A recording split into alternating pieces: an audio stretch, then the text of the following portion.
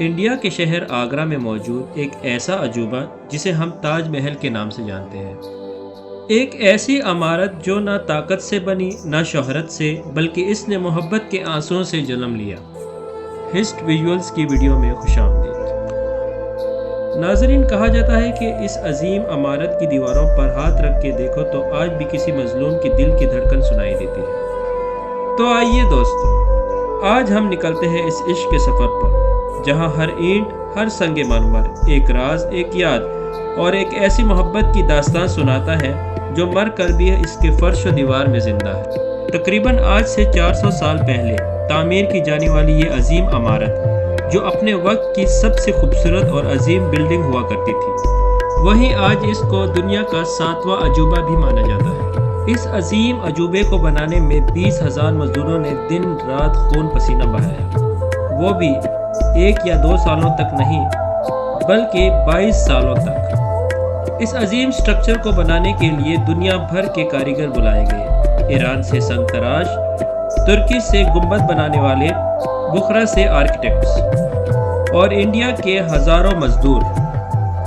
ناظرین، اس عظیم سٹرکچر کی تعمیر کا آغاز 1632 عیسوی میں ہوا اور 1653 عیسوی میں اس شاہکار کی تکمیل ہوئی۔ یہ کوئی عام سٹرکچر نہیں، اس کو بنانے کی مہارت ہی اس کو دنیا کے 7 عجوبات میں شامل کرتی ہے، کیونکہ اس میں مغل آرکیٹیکٹس نے کچھ ایسی مثالیں چھوڑی تھیں جن کو دیکھ کر آج کے انجینئرز بھی تعریف کرتے ہیں۔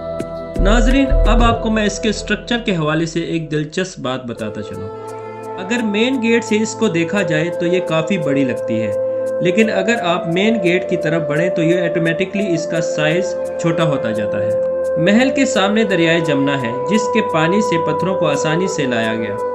شام اور چاندنی میں سفید مرمر کے رنگ بدلتے نظر آتے ہیں، کبھی گلابی، کبھی سنہری، کبھی سفید۔ آج بھی یہ ایک پہیلی ہے۔ آج سے 400 سال پہلے، جب اس وقت کوئی ٹیکنالوجی نہیں، کوئی کنکریٹ اور سٹیل نہیں ہوا کرتے تھے، تو اس عالی شان مقبرے اور اس پر موجود 40 میٹر اونچے ٹوم کو کیسے بنایا گیا تھا؟ یہ بات ہے سن 1907، جب انڈیا اور پاکستان کے اس خطے میں مغل سلطنت کا راج تھا۔ اس دن مغل شہنشاہ کے بیٹے شہاب الدین محمد خرم کی 15ویں سالگرہ تھی۔ خرم مغل شہنشاہ کا سب سے عزیز تھا، اس کی وجہ سے اسے ہر سالگرہ کے موقع پر ہیرے جواہرات سے تولا جاتا تھا، لیکن اس کی 15ویں سالگرہ کو کچھ خاص ہونے والا تھا۔ مغل شہنشاہ نے اپنے شہزادے خرم کی شادی اپنے ایک وکیل کی بیٹی کے ساتھ کر دی، جس کا نام ممتاز محل تھا۔ ممتاز اور خرم اسی دن ایک دوسرے کو بے انتہا چاہنے لگے۔ اس وقت کسی کو یہ پتہ نہ تھا کہ ان کی یہ محبت ہمیشہ کے لیے رہنے والی ہے۔ شہزادے خرم نے بہت ساری تاریخی جنگیں لڑیں اور بھرپور کامیابی حاصل کی، اور مغل شہنشاہ نے خوش ہو کر اس کو شاہ جہاں کے لقب سے نوازا، جس کا مطلب ہوتا ہے دنیا کا بادشاہ۔ شاہ جہاں نے 6 شادیاں کی، لیکن تاریخ کہتی ہے کہ سب سے زیادہ محبت وہ ممتاز بیگم سے کرتے تھے۔ ناظرین، وقت گزرتا گیا اور کچھ عرصے بعد مغل شہنشاہ چل بسے۔ شاہ جہاں کی قابلیت پہلے ہی مغل امپائر میں کافی فیمس ہو چکی تھی، اور جو شاہ جہاں کا بہادر اور چہیتا بیٹا بھی تھا۔ 1628 میں شہنشاہ یعنی باپ کی موت کے بعد اس نے شہنشاہ کی گدی سنبھالی۔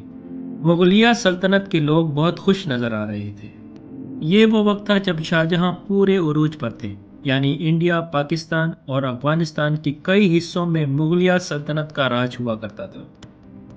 لیکن کسی کو یہ معلوم نہ تھا کہ یہ محبت کی داستان اور خوشیاں عنقریب خاک ہونے والی ہیں۔ 1631 میں دکن کی جنگ چل رہی تھی۔ شاہ جہاں نے جنگ میں بھرپور کامیابی حاصل کی، لیکن شاہ جہاں اس کامیابی کا جشن مناتے کہ ایک بری خبر نے ان کو آ گھیرا۔ ممتاز محل، جو کہ شاہ جہاں کے 14ویں بچے کو جنم دے رہی تھی، اور ان کی حالت بگڑ گئی اور 17 جون سن 1931 کو دنیا سے چل بسی۔ یہ خبر شاہ جہاں پر آگ کی طرح گری تھی۔ اس خبر نے جیسے اس کی دنیا ہی ختم کر ڈالی۔ ناظرین، کہا جاتا ہے کہ تکلیف نے شاہ جہاں کو کالے اندھیروں میں دھکیل دیا۔ محبت میں جدائی، ایک عام انسان ہو یا شہنشاہ، تکلیف سب کے لیے ایک جیسی ہے۔ ممتاز محل نے اپنی آخری خواہش میں اظہار کیا تھا کہ ان کی قبر دنیا کے حیرت انگیز مزار کی شکل میں بنائی جائے۔ اس لیے اس خواہش کو پورا کرنے کے لیے شاہ جہاں نے اپنی پوری دولت اور پوری زندگی وقف کرنے کا ارادہ کر لیا۔ دنیا بھر سے لگ بھگ 20,000 فنکاروں، استادوں اور سنگ تراشوں کو آگرہ بلایا گیا۔ ہر شخص اپنے ساتھ ایک نیا ہنر، ایک نیا رنگ اور ایک نیا انداز لایا۔ راجستھان کے کوہ اراوالی کے گرم گھاٹ سے سفید مرمر نکالا گیا، جس کو ہاتھی، بیل گاڑیوں اور انسانی قافلوں کے ذریعے ہزاروں میل دور آگرہ پہنچایا گیا۔ کچھ پتھر اتنے بھاری تھے کہ انہیں اٹھاتے وقت زمین نے بھی اپنی سانسیں روک لی۔ بغداد اور سری لنکا سے نیلم، یاقوت، لال فیروزہ جیسے قیمتی پتھر منگوائے گئے، اور ان قیمتی سنگوں کو مرمر پر اس طرح جوڑا گیا کہ آج بھی ان کی چمک وقت کی گرد سے محفوظ ہے۔ ناظرین، تاج محل کے سٹرکچر کو اتنا مضبوط بنایا گیا کہ یمنا کا پانی بھی اس کی بنیاد کو ہلا نہ سکا۔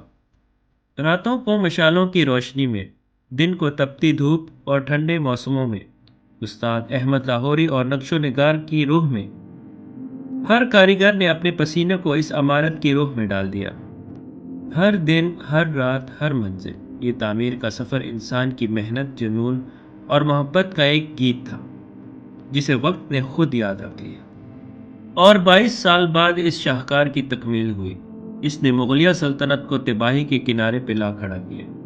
ناظرین، 4 سال بعد سن 1658 میں شاہجہاں اور ممتاز کے اپنے بیٹے نے شاہی تخت الٹ دیا اور خود اس سلطنت کا بادشاہ بن گیا۔